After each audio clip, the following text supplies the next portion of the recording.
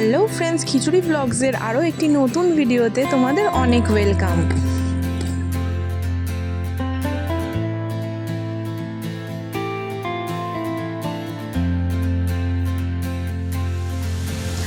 আজ কিন্তু আমাদের ভিডিওটা শুরু করছি একদম আমাদের হোটেলের বাইরে থেকে। আর আমাদের এই হোটেলটা কিন্তু একদম পাহাড়ের গায়েই অবস্থিত, মানে একদম হোটেল থেকে বেরিয়েই তুমি পাহাড়ের সুন্দর দৃশ্য এনজয় করতে পারবে। আর সকাল সকাল আমরা বেরিয়ে পড়েছি বাবা পঞ্চলিঙ্গেশ্বরের মন্দিরে যাব বলে। আর দেখো, হোটেলের সামনে থেকেই পাহাড়ের দিকে উঠে যাচ্ছে এই সোজা রাস্তা। এই রাস্তা ধরেই কিন্তু আমাদের বাবা পঞ্চলিঙ্গেশ্বরের মন্দির। আর রাস্তার দুধারে অসম্ভব সুন্দর কিছু কিছু প্রাকৃতিক দৃশ্য দেখতে দেখতে তোমরা কিন্তু চলে যেতে পারবে বাবার মন্দিরে। আর এই যে সামনেই দেখো বাস টার্মিনাস রয়েছে বাঁদিকে, এখানেই কিন্তু সমস্ত ট্যুরিস্ট বাস এসে থামে। আর তোমরা চাইলে এখান থেকে বিভিন্ন গাড়ি ভাড়া নিয়েও কিন্তু মন্দিরের দিকে যেতে পারো।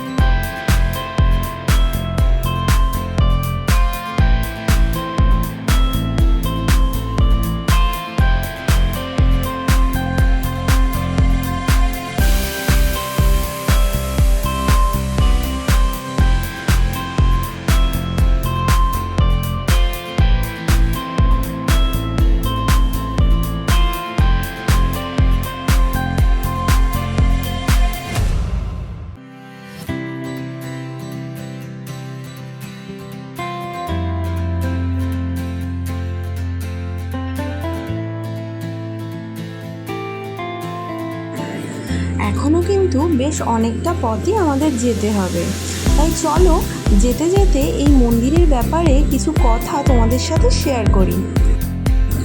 এই মন্দিরে মহাদেবের 5টি শিবলিঙ্গ স্থাপিত আছে, তাই জন্যই এই মন্দিরের নাম কিন্তু বাবা পঞ্চলিঙ্গেশ্বর মন্দির। কথিত আছে যে ভগবান রামচন্দ্রের স্ত্রী সীতা তাদের বনবাসের সময় এই শিবলিঙ্গগুলি প্রতিষ্ঠা করেন এবং এখানকার একটি বহু বর্ষজীবী জলস্রোত এই শিবলিঙ্গগুলির ওপর দিয়ে নিয়মিত প্রবাহিত হয়। এই মন্দিরে পৌঁছানোর জন্য স্রোতের সমান্তরালে পাথরের ওপর শুয়ে জলস্রোতের ভেতরে শিবলিঙ্গগুলিকে স্পর্শ করে পুজো করতে হয়। দেখেছো কেমন দুধারে ঘন জঙ্গলময় রাস্তা, আর এই রাস্তাটাই কিন্তু উঠে যাচ্ছে একদম মন্দিরের সামনে। এই রাস্তা ধরেই আমরা চলেছি মন্দিরের উদ্দেশ্যে।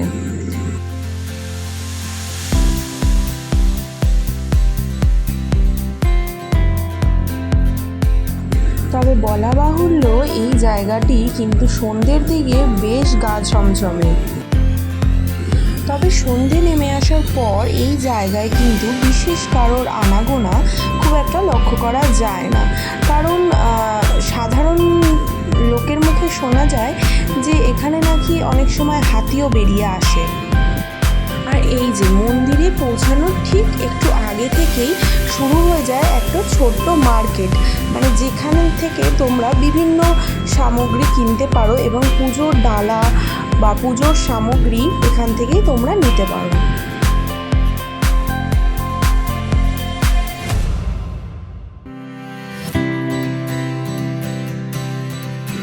তবে যেহেতু আমরা অনেকটাই ভোর ভোর পুজো দিতে গিয়েছিলাম, তাই যাওয়ার সময় বেশিরভাগ দোকানই আমরা বন্ধই দেখেছি, কিন্তু আসার পথে আবার সমস্ত দোকান বাজার খুলে গিয়েছিল এবং আমরা এখান থেকে কিছু কেনাকাটা করেছি এবং খাওয়া দাওয়াও করেছি।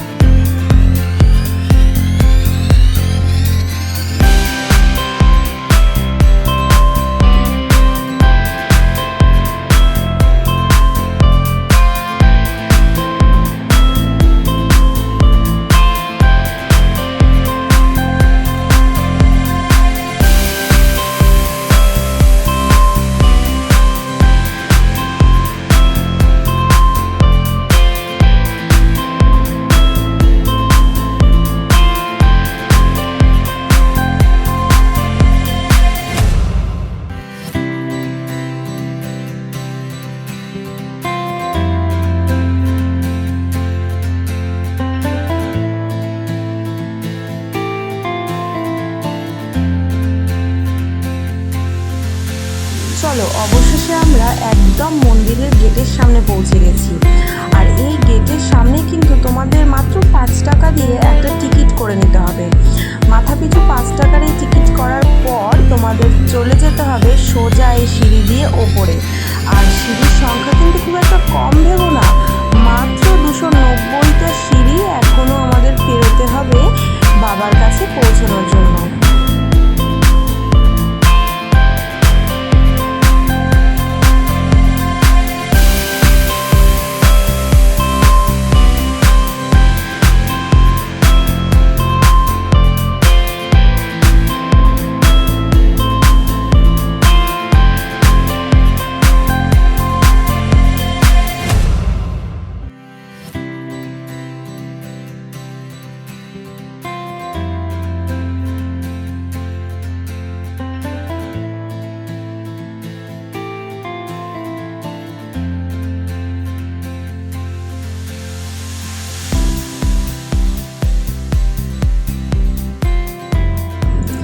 তবে চিন্তার সেরকম কোনো কারণ নেই, বেশ খানিকটা যাওয়ার পরপরই কিন্তু এরকম ধরনের এক একটা করে বসার জায়গা করা আছে।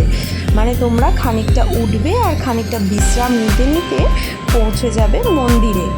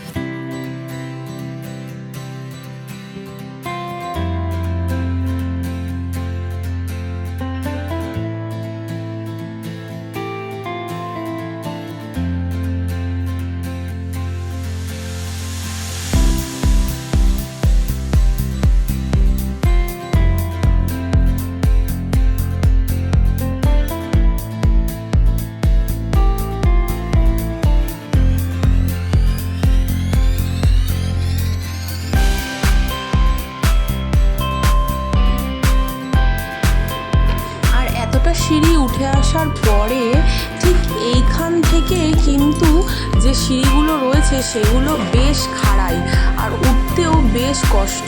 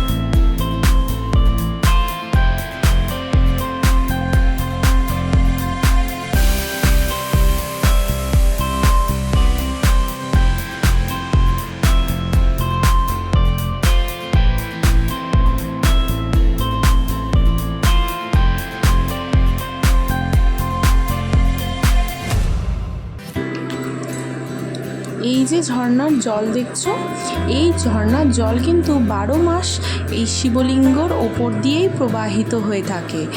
তবে বর্ষাকালে জলের পরিমাণ অনেকটাই বেড়ে যায়।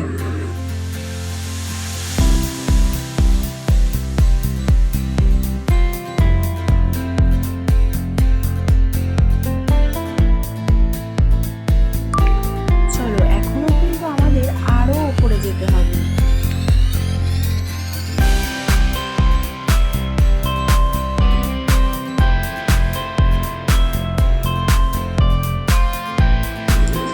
ওই যে দেখছো পুরোহিত মশাই দুধ জিনিসপত্র হাতে ব্যাগ নিয়ে উঠে যাচ্ছে। ওরাও কিন্তু 12 মাস এইভাবেই সমস্ত জিনিসপত্র বয়ে নিয়ে এই পাহাড়ের ওপর ওঠে আর এই এত সিঁড়ি অতিক্রম করে বাবার মন্দিরে যায়। তবে এ কিন্তু বাবার অসীম মহিমা ছাড়া আর কিছু নয়। আমরা সাধারণ মানুষ যেমন একদিন আসতেই ক্লান্ত হয়ে পড়ছি, এনাদের কিন্তু কোনো ক্লান্তি মুখে চোখে আপনারা দেখতে পাবেন না। এইভাবেই 12 মাস নিচ থেকে বহু সরঞ্জাম এই এত উঁচুতে বাবার মন্দিরে নিয়ে এসে এনারা পুজো করেন। আর এখন কিন্তু আমরা মন্দিরের প্রায় অনেকটাই কাছাকাছি চলে এসেছি। আর এই যে বাঁদিকে ঘেরা জায়গাগুলো দেখছো, এগুলো কিন্তু এক একটা জুতো রাখার স্টল বলতে পারো। মানে সমস্ত ভক্তদের জুতো এখানে খুলে রেখে উপরে উঠতে হবে।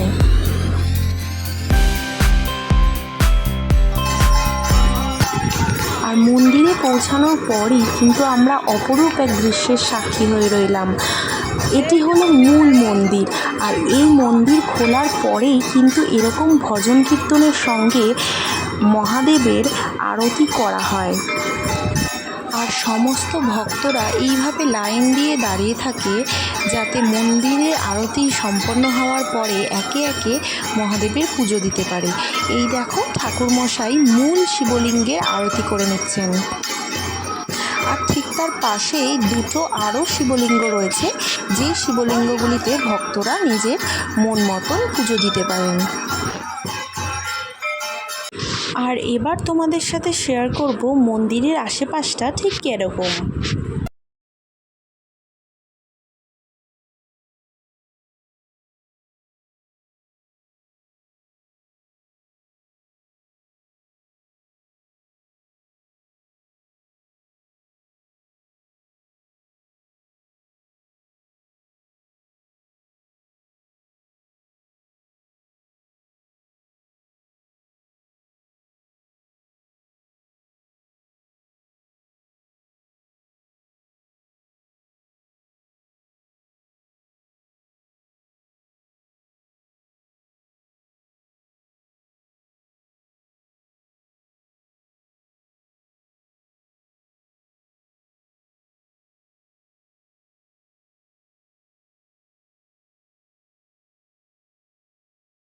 घंटा बजाओ।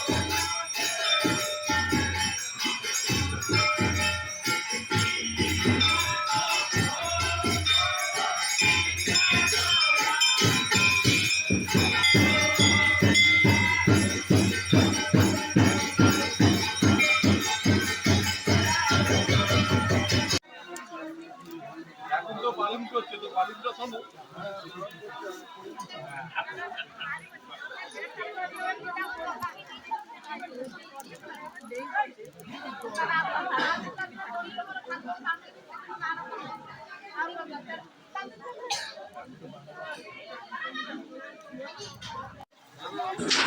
এই দেখো, এই হলো সেই জলস্রোত যা একেবারে বাবা পঞ্চলিঙ্গেশ্বরের মাথার ওপর থেকে বয়ে আসছে। আর এই পাহাড়ের খাজেই কিন্তু বাবা পঞ্চলিঙ্গেশ্বরের অবস্থান। একেবারে পাহাড়ের খাজে শুয়ে হাত ডুবিয়ে তোমাকে শিবলিঙ্গ অনুভব করতে হবে। আর এই হলো মূল শিবলিঙ্গের পাশে অবস্থিত আরও একটি শিবলিঙ্গ, যেখানে ঠাকুরমশাইরা বসে আপনার পুজোর ডালা নিয়ে মন মতন পুজো দিতে আপনাকে সাহায্য করবেন।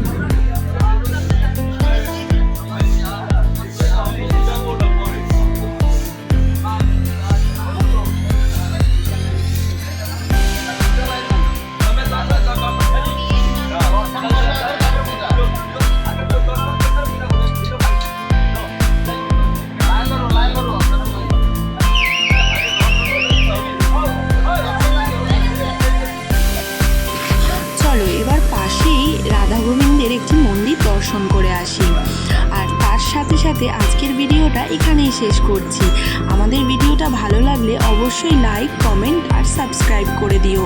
আজকের জন্য টাটা, সবাই খুব ভালো থেকো।